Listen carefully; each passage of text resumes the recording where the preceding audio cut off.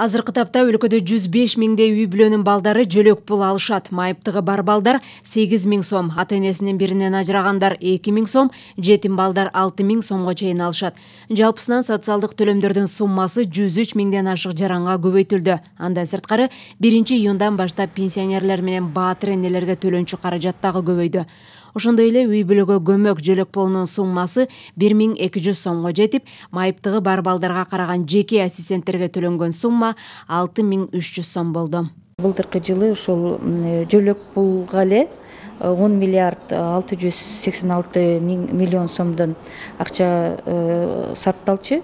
Ал эми быйылкы жылы ушул жөлөк пулга эле республикалык бюджеттен 13 миллиард 787 миллион сомдон ашык акча каралган да. Калктын аярлуу катмары дайыма мамлекеттик колдоого муктаж. Учурда Ош, Бишкек шаарларында майып адамдар көп болгондуктан аларга протездик буюмдарды даярдоо жарандардын коомго аралашып, өз алдынча болушуна шарт түзөт.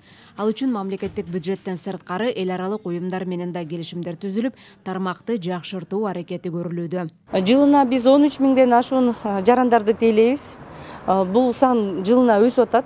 Себеби жол кырсыктары, ошо жумуш убагында алган ар кандай травмалар, ошону менен бирге эле оорулардын саны кыскарбагандыгы ушуга алып келип атат. Биздин ушул пациенттерибиз көбөйүп атат. Аларды ошондой учурда кабыл болгондо биз ушу медицина кызматкерлери менен дагы тыгыз иш алып барып, ошол колун бутун жоготкон учурда андайын протез даярдоодо жеңилдиктер болуш үчүн биз тыгыз иш алып барышыбыз керек. Эмгек социалдык камсыздоо жана миграция министрлиги кирешеси аз жарандардын өз алдынча жашап кетишине шарт түзүү үчүн үй бүлөгө көмөк долбоорун ишке киргизген. Учурда 260 миңдей адамга киреше алып келүүчү 1700дөн ашык долбоорлор иштелип чыгууда. 2026 жылга чейинки улуттук өнүктүрүү программасын ишке ашыруу алкагында үстүбүздөгү жылдын февраль айында Баткен облусунун районунда социалдык келишим деген жаңы киреше алып келүүчү долбоорду ишке киргиздик.